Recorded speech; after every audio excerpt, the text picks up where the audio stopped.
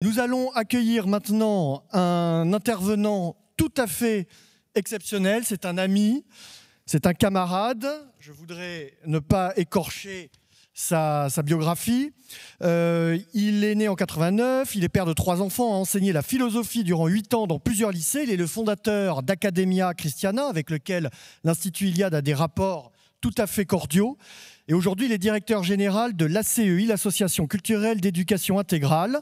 Il anime un podcast qui s'appelle Retour au réel. Je vous demande d'accueillir très fort Victor Aubert. Merci d'être là.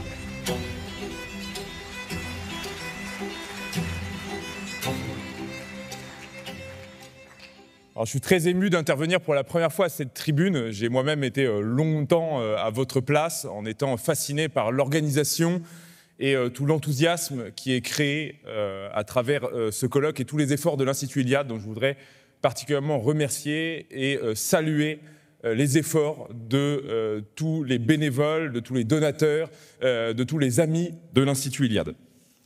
Alors Romain m'a demandé de vous parler de la communauté et du travail. Alors pour introduire mon propos, je voudrais rappeler d'abord que le travail a été de tout temps l'objet finalement d'une tension. À la fois le travail est un effort, le travail est pénible, le travail peut être parfois même avilissant, et l'homme européen a naturellement cherché à se libérer de la peine du travail. Dans la Grèce antique, nous avons eu l'esclave. Dans le monde moderne, nous avons la machine. Mais une distinction est apparue très tôt dans le domaine du travail. C'est le travail qui grandit l'homme, le travail dans lequel l'homme s'accomplit, et puis le travail qui aliène l'homme, qui asservit l'homme à une certaine forme de futilité, à des nécessités qui finalement éteignent toute sa vitalité. On retrouve ça à travers à la fois donc, des distinctions dans la Grèce antique, le ponos, travail subi, l'ergon, le travail créatif et noble. On a aussi dans la Rome antique le labor, donc la pesanteur du quotidien, et l'opus, l'œuvre digne du citoyen libre. Et on retrouve dans la règle de Saint Benoît cette volonté également d'anoblir le travail et de faire en sorte de ne pas être l'esclave de sa tâche, mais que le travail réponde à des besoins et qu'il soit remis à sa place. Je pense que cette distinction entre travail aliénant et travail source d'accomplissement a été occultée par la modernité industrielle et qu'il faut que nous remettions sur le devant de la scène cette distinction pour comprendre les mutations contemporaines du travail et pour essayer d'envisager ensemble des alternatives. L'histoire du travail, c'est donc une suite de métamorphoses. On a l'apparition de la manufacture jusqu'à la révolution de l'intelligence artificielle. On est passé par la mondialisation, les délocalisations, la tertiarisation des métiers, l'apparition de ce que David Graeber appelle les bullshit jobs, les jobs à la con, des métiers inutiles dont ceux qui les exécutent se rendent eux-mêmes compte de la futilité et de l'inutilité de leur métier. La question du travail, elle est aussi enchâssée dans la question de la technique et du capitalisme. Quel travail échappe aujourd'hui aux impératifs d'un monde qui est arraisonné par la croissance du capital, où tout n'a de valeur que par rapport à la valeur marchande? Le monde donc, du travail moderne, le monde dans lequel nous vivons, c'est celui de la rentabilité qui m'aide à considérer le monde comme une immense abstraction où chaque quantité peut se substituer à une autre quantité. Nous sommes dans le règne de la quantité. Et presque toutes les transformations modernes du travail, que ce soit la division taylorienne des tâches, la mécanisation, l'ubérisation, la tertiarisation, tendent à renforcer cette dimension aliénante du travail plutôt que son potentiel d'élévation. En fait, vous l'avez remarqué, il y a un paradoxe. On cherche à se libérer du travail par la technique et on transforme le travail en quelque chose de plus en plus abrutissant et en quelque chose de plus en plus aliénant. Et comme l'écrit Aurélien Berland, qui est un philosophe universitaire, un homme plutôt classé à gauche, l'illusion moderne de la délivrance repose sur un paradoxe. En cherchant à s'émanciper des nécessités du quotidien, on en vient à accroître sa dépendance aux structures économiques et technique dominante. Donc en réalité, l'idée moderne, et l'idée finalement qui parcourt toute l'histoire de notre civilisation, de l'impératif qu'il faudrait se libérer du travail, est, je crois, une erreur, un errement. Il ne faut pas se libérer du travail, il faut simplement redéfinir le cadre, c'est-à-dire la fin et les moyens du travail. Autrement dit, c'est la question du sens avant la question du profit. Si la production économique est une des conditions de possibilité pour la vie de l'homme, comme dit saint Paul, celui qui ne veut pas travailler, qu'il ne mange pas non plus, eh bien, il faut envisager le travail comme n'étant pas à lui-même sa propre fin, sinon il risque de ravager toutes les autres dimensions de la vie. Pourquoi vouloir se réapproprier le travail alors que la technique semble nous en libérer ? Eh bien parce que cette délivrance est un mirage. L'enjeu du travail n'est pas tant d'être libéré que d'y retrouver une autonomie et un enracinement, à rebours du fantasme d'une société de loisirs déconnectée des nécessités du réel.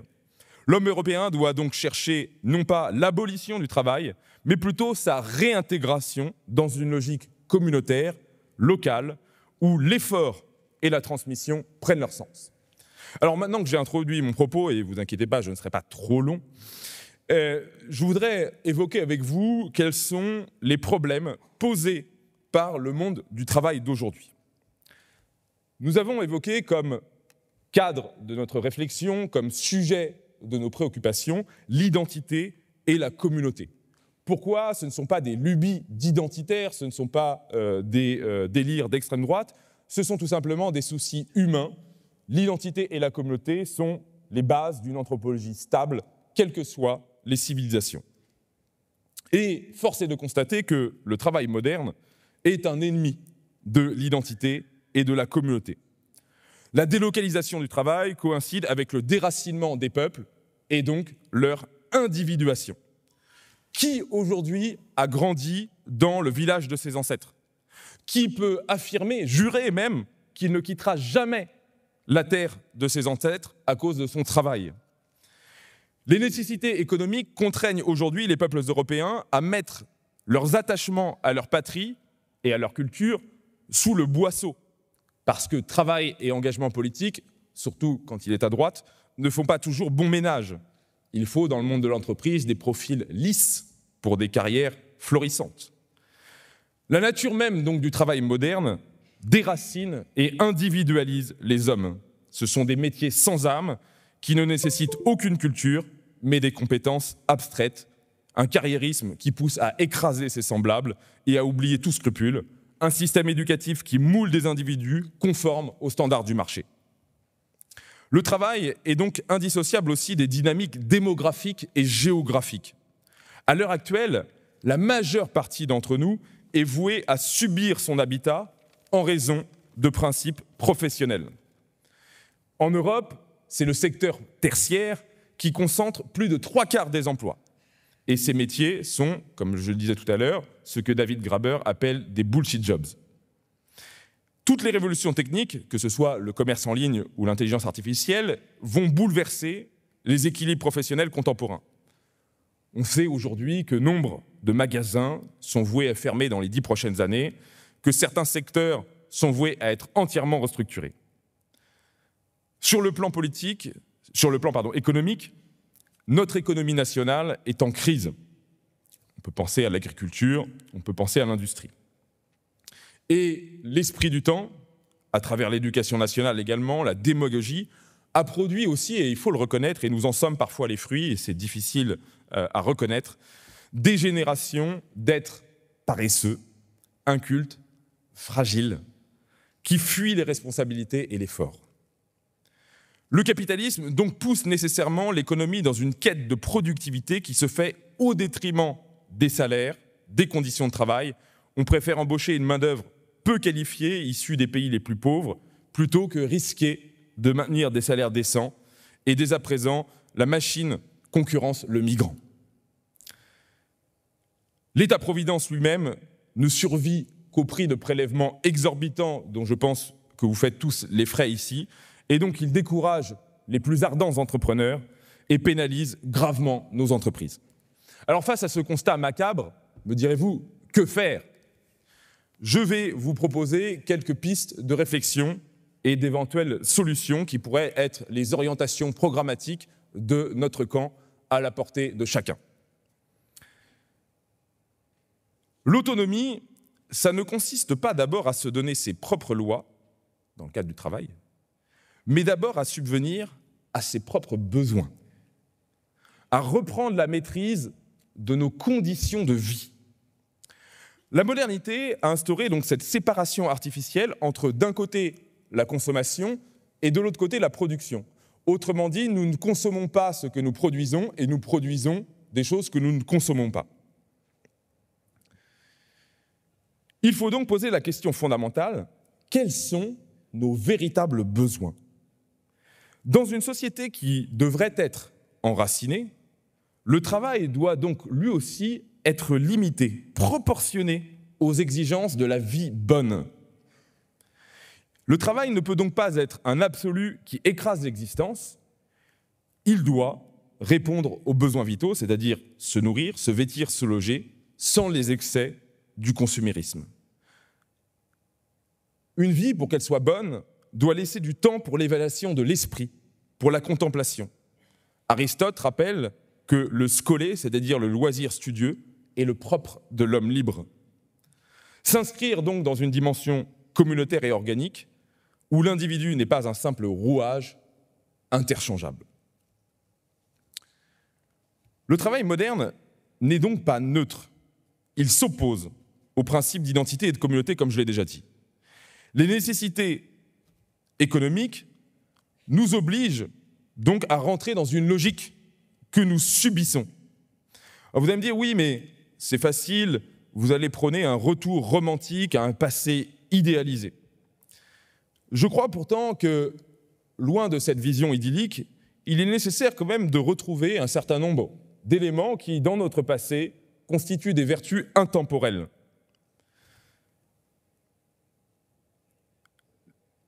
L'effort, la transmission, l'autonomie au service du bien commun.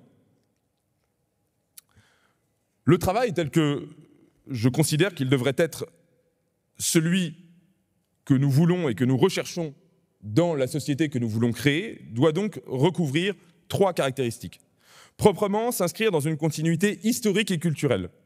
L'artisan perpétue un savoir-faire ancien, l'agriculteur qui cultive sa terre dans le respect des rythmes naturels, ce ne sont pas des êtres interchangeables avec n'importe quel travailleur délocalisé. Deuxièmement, le travail doit engager pleinement la responsabilité personnelle. Contrairement à des tâches qui sont morcelées, automatisées, le travail noble doit permettre au travailleur de voir l'entièreté de son œuvre, de la matière brute au produit fini. Enfin, et c'est le 3e point, le travail doit servir une communauté concrète. Travailler pour des inconnus dans un système abstrait engendre une indifférence généralisée et donc une négligence dans le travail. Travailler pour sa famille, pour son village, pour sa région, enracine l'effort dans une finalité tangible. Alors, comment garantir un cadre communautaire du travail? Premièrement, d'un point de vue politique. Nos futurs gouvernements doivent impérativement agir pour relocaliser l'économie sur l'ensemble du territoire en refusant d'abandonner nos campagnes. Car, loin des grandes métropoles, on trouve davantage de coopération que de compétition. Le sens du réel domine davantage que dans la ville. Et il y a tellement de talents qui sont ignorés dans nos campagnes et qui mériteraient d'être révélés. Il faut donc renoncer à la voie unique du tertiaire.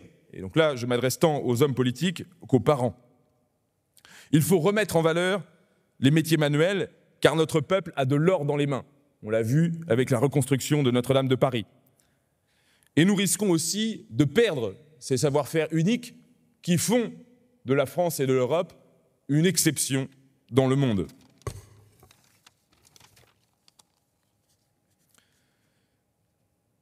Il faut donc relocaliser l'économie pour éviter la dispersion des forces productives et l'atomisation des travailleurs. Il faut protéger les métiers traditionnels et les savoir-faire face à l'industrialisation qui standardise le travail. Et il faut aussi encourager une approche protectionniste et communautaire du travail. Le slogan « les nôtres avant les autres » doit devenir un principe politique structurant. Passons maintenant à la solution entrepreneuriale, c'est-à-dire celle qui est à la portée de chacun d'entre nous. Le succès d'une entreprise a pour effet de donner à l'acteur économique une crédibilité également dans le domaine politique. Autrement dit, si vous avez fait vos preuves sur le terrain du travail, les gens vous font confiance. Entreprendre peut donc devenir non pas simplement le gage d'une réussite économique et d'une carrière, mais un service du bien commun. Je vais vous donner 2 exemples d'entreprises, comme ça on va ancrer le propos dans du concret, qui sont des entreprises dirigées par des amis, par des gens que je connais. La première, elle a été lancée par des jeunes plus jeunes que moi, 2 amis, 2 frères, qui se sont lancés dans l'élevage d'une race porcine en voie de disparition. Au début, ils ont commencé à travailler sans se payer de véritables salaires. Et à force de labeur, à force d'efforts, à force d'y croire finalement, eh bien aujourd'hui, ils ont réussi à embaucher d'autres amis et leur entreprise est florissante et ils maîtrisent de la procréation, la reproduction de leur porc jusqu'à la vente en passant par la transformation et toute la chaîne de commercialisation. Quel est je dirais peut-être les éléments clés de leur réussite? C'est d'une part d'avoir choisi une race avec un cahier des charges qui ne rentre pas dans la logique de la tarification porcine, etc. Et puis d'avoir entrepris finalement sans d'investissement énorme qui leur donnait une certaine forme de souplesse dans le développement de leur entreprise. Le deuxième exemple, il est celui d'une petite PME familiale qui fabrique de la maroquinerie de luxe. Et cette maroquinerie a été reprise il y a 3 ans par un ami.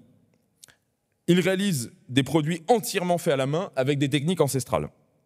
Chaque artisan est responsable lui-même de la fabrication d'un article du début jusqu'à la fin. Tous leurs ateliers sont à taille humaine. Leurs sites sont implantés dans un milieu rural et ils sont 265 salariés répartis sur 2 sites en pleine croissance. Ils prévoient 140 embauches l'année prochaine. Donc, si jamais vous êtes intéressé, n'hésitez pas à me recontacter. Comment est-ce qu'ils en sont arrivés là? Eh bien, parce qu'ils ont réussi à s'entourer de personnes choisies, qui partageaient les mêmes convictions, le même sens du respect, du savoir-faire, de l'humilité.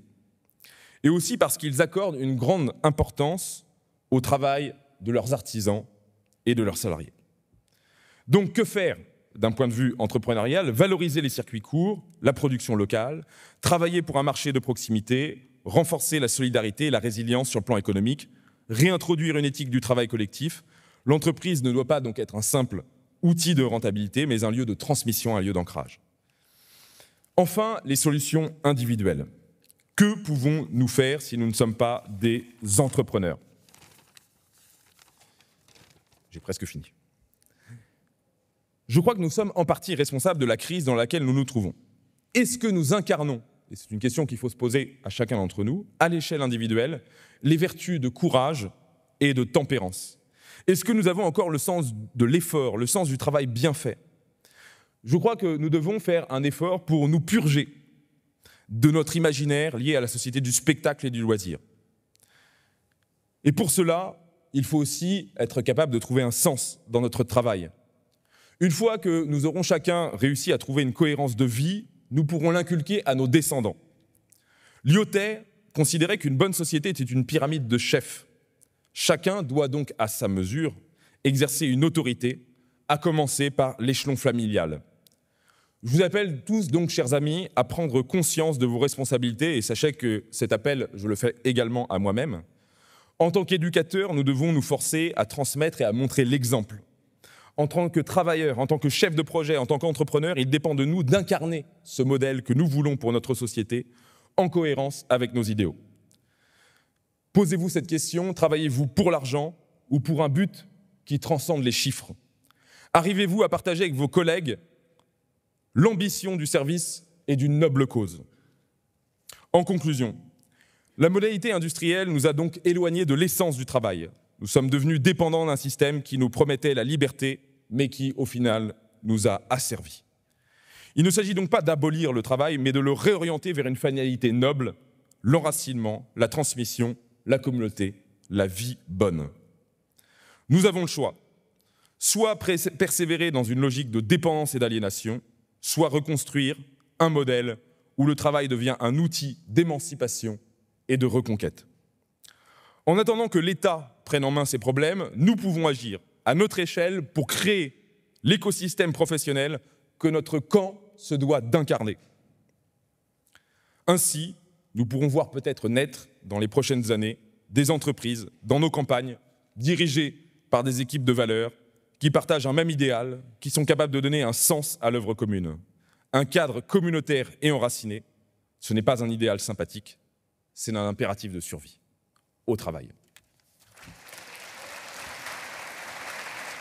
Merci Victor. Merci Victor.